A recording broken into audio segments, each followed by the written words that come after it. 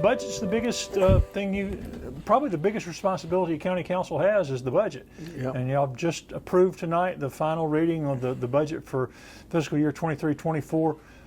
Tell people what some of the highlights are and what some of the struggles y'all had with this budget. Some of the highlights, I guess the top highlight was no tax increase. I know that's what's on everyone's mind, especially with what's going on in Greenville, but there was no tax increase. We had some requests by our administrator, and as we worked through the budget, we positioned 4 new positions, and 3 of those were for the sheriff's department. One was a records clerk, and they had 2 which they call rural deputies to hit some of our rural areas. So I hope. And they said that really helps with the PR in those areas to have these deputies, right. These community relations, almost as in addition to being deputies, right? And the thing is, it's just, you know, if they're in the rural areas, they stop at the little convenience store, and you know, people see them, see their presence. They talk to them, talk to the community. So I'm thinking that's going to be good, and they'll have more time, I think, in those areas instead of, you know, running on a call and having to get there and then get back or get to another area. So I'm glad to see that our sheriff's protecting our rural areas with more deputy force, you know, full time out there in those areas. So that, and we also, and that 4th position. and the 4th position was a deputy coroner, which was needed, and that was the only positions that we approved this year. And we also had, I'll hit some of the highlights. We had we had some capital projects: sheriff's department's roof, the ag building's roof. The sheriff department needed a generator, a backup generator for like computer systems and connect with 911. So I think that was a necessity, and that's something that had to have, and I'm glad that we were able to do that. There was $200,000 in some grant stuff for new tasers. There was and the ones they've got are so out of, they can't even get parts, they're so old. Oh yeah, I think they, you know, and not every deputy even has them right now. Correct. So I think and that's the goal, to have every deputy armed with a taser too. So I think that's going to help. We had also, which we know, the new detention center that was incorporated into this year's budget. I think one that you don't really see or notice, which we did, we paid a bond off. We had a bond come off, and we reissue a bond at $7 million, and that'll help do those roofs that I was talking about, the generator. Plus, the main thing is the courthouse we're in right now, the historic courthouse. You know, you say, oh, it needs a roof. Yeah, well, it does need a roof, but there is some structural issues, some integrity type situations. I know some mortar issues. So I think, you know, I'm glad to see that we're going to protect the asset that we have here, and hopefully it'll be around for hundreds of more years. And I think that's going to be a good investment in the future of Anderson County and historically.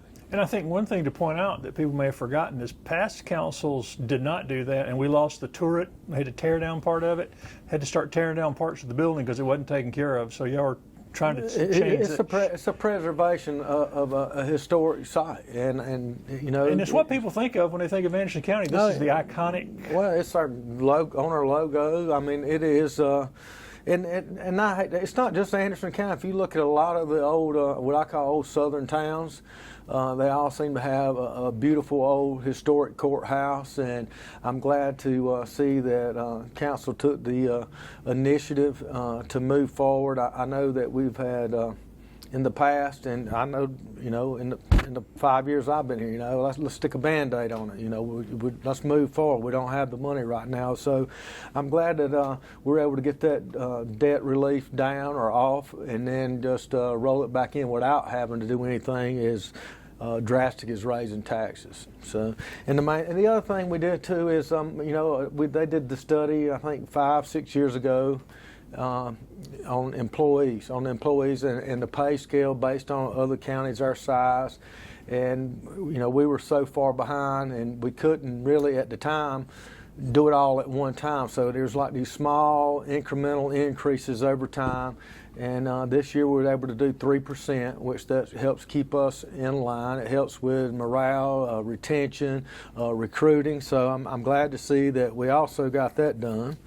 The only, the one increase that we really had, and it's not drastic or dramatic, our waste treatment's done through the city down here, and well, every year the city goes up, and they sent us a thing. They're going up 10% and 10%. So in order to keep our sewer department solvent and to be able to provide the infrastructure and sewer for people coming in and growth coming in, we were having to raise our rates from I think we're doing 10%. I know we're doing 10% this year and 6% 2025 budget. So that is a fee that we don't have control over on the waste treatment side of it. So that was pretty much the real increase. And I mean, when you look, I think it was from $7.81 to $8.30 something cents on one. But it's just something that's that you have to do. And with inflation hovering around 8%, I think when we were working on the budget, it seemed they say nationally it's around 8%, but when you start looking at some of the things, I know on like medical supplies and on the QRV stuff or EMS, things of that nature, some of those have went up significantly higher than the 8% national average. So I think, it is an average, but you see going through the budget, a lot of things have increased greater than the 8% nationally. Some haven't, but we were able to just work through the budget. I mean, that's basically what we did. You go through line by line. I met with every county employee or department head. I met with everyone. We have great employees, and they understand, in the budget process. You come in and it's not they came in with needs. It wasn't like, oh yeah, I'd really like this, but no, they came in with what they needed. They had them prioritized. Hey, and I was happy to see it come in. This is the sheriff's department, prime example. They got the 2 deputies plus the records clerk, and and talking with them, they're like, look, we understand it's a tight budget this year. Really, we need the clerk more than anything there is right now. We're so backed up in that area. We need the clerk, but luckily, we were able to get them the clerk and get the 2 for the rural deputies. So. And it's just what they say, it's a balance. You try to balance the budget. It's a balancing act between what I call, you look at, a lot of times people have wants versus needs. And the thing, you go through and find out what the actual need is, not a want. And like I said, fortunately, our employees, they come in with needs, and they have them prioritized. And last year we got to do certain needs, and this year what we wasn't able to do last year, we can kind of pick up on. And it's a balancing act, and I'm glad to really be able to take a part in working on the budget. I enjoy it, and I think Chairman Dunn said in the meeting, I take it personally, and I think council and assistant Anderson County should take. I mean, it's our money. It's your money, Greg. I mean, it is our money, and I want my money spent wisely. And I think I owe it to the citizens. I think all our other council members owe it to them. We come in. I think our employees understand that's their money as well. So I think we're good stewards of the taxpayers' money, and there's always room for improvement. Always room for improvement on a budget, but it was. I felt comfortable with the budget. I know that when we first came in, you sit down, you start going through, and you're like, they're gonna have to raise taxes. I'm not gonna do that. I'm not gonna do that. We will sit down, grind out, figure a way, and we were able to make it happen. So I'm pleased with that and happy with that. Also tonight, we did the budget 3rd reading finally done. I mean, I'm that's a huge relief. You know, I think I can rest a little bit. People don't realize, you know, the amount of stress it puts on you. It puts on our committee, the amount of worry, and you lay in the bed at night and like, hey, I thought of something, you know, and you get up and write it down and can't wait to come in and sit down with the finance department to try to figure out a new angle or a new plan. But budget's done, great, happy. We had second reading tonight on the Fort Precinct up at Double Springs area up in Townville, and the citizens up there had reached out to me and had reached out to our planning department, and they were interested in trying to zone their area up there. And Ms. Hunter with our planning department sit down that they had to have so many a percentage of all the registered voters in their precinct have to sign. They got the signatures. They went in, we looked at, sat down with them and Ms. Hunter and went through overall overview of how they wanted it to look as far as, you know, agricultural, business, commercial, had all that set up. And now what happened is we had second reading tonight, or was that third reading? We had second reading tonight. So we'll have one more reading on that. And it's not, you know, I've said it at the meetings there, you know, it's not that I'm for zoning, I'm against zoning. And my thing is, it is a tool, it's out here. These are the procedures you have to do in order to try and implement it. And what will happen now after third reading from council, it will go on the ballot or referendum so that the people in that precinct can actually vote whether they want the zoning or not. So that's in August, that correct. Special. Yeah, and then the thing is, we'll be up there. We will be up at the Double Springs Fire Department. When I say we, it'll be the planning department. I'll be up there myself to answer any questions or clarify any rumors or misconceptions. You know, as I said, you know, I'm not for it. I'm not against it. If that's what the people want. One advantage of zoning is, you know, in an unzoned area, if they have a change or something comes up, it gets approved by the Planning Commission, which the Planning Commission is a board set up by the state that council members do get to put one person on.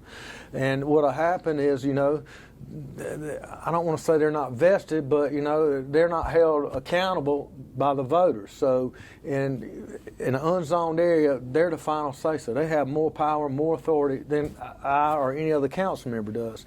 The benefit of a zoned area is, you know, once it comes, whether it passes the Planning Commission or is turned down in Planning Commission, it still comes before council. So as a citizen in the area or a citizen up here in Fork, if this something comes up and those citizens don't want it and I vote for it, they can hold me accountable by, hey, let's get him out of here. Let's get someone else in there. So I think it's a extra layer of protection for a citizen, plus they actually can hold someone accountable for the decision that they make. And, you know, that's one of the benefits I see. I think, and I hope that the people understand, a lot of them are under the impression that, hey, oh, we implement zoning up here. Well, guess what? Oh, this has got to go now. No, what's there stays there. It's not, everything's grandfathered. It's not like you can go in and change zoning and all of a sudden, oh yeah, we're going to make this guy move his camper, or that's what I want. That's what the meeting's for, to clarify things, to let people know how it works, the process works. What's here stays here. Nothing changed. I think there's some confusion also on, you know, a lot of farms up there in that area, and they think, oh, if they change my zoning to something, I don't get the agricultural or tax break from being ag property. But that's a misconception that people have. I mean, you can have commercial property. If you've got a certain number of acres and you utilize it, you can qualify for ag exemption or that special tax. So I think that's one of the largest misconceptions I think I hear is, oh yeah, my taxes are going to go up. But it's a very rare thing for the citizens just to get together and do this too. Oh yeah. So I think a lot of people may see this and think, hey, I didn't realize we had this tool available. It is a tool available, and again, in any unzoned area, you can reach out to our planning department, Ms. Hunter or Mr. Carty, just the department in general. They can provide you, and they will work with you step by step and letting you know what you have to do and assist you in doing those things. And again, you know, the good thing about it is it isn't, you know, 2 or 3 people gone rogue. I mean, it's just something that they can go in and the people have to vote on it. So if that's what the people want, that, you know, so that's what I like about it. It's democracy. And then I think the key is just educating people and clarifying or clearing up any rumors or misconceptions and letting people know, hey, you know, it doesn't have anything to do with council here. This is your decision, and you're the guys that's making the final call with your vote. So we'll see how that turns out. That's coming up. Also tonight, I think we had, that's pretty much it, really. I mean, it was, I think the budget was our biggest concern, and I know it's been my largest concern and been on my mind for the last couple of months. And like I said, you know, I'm glad that it's done. I hope the citizens of Anderson County are pleased with the efforts and the work that I, along with our committee, have done. And again, I'm just grateful and thankful to represent District 4 and to be a part of Anderson County.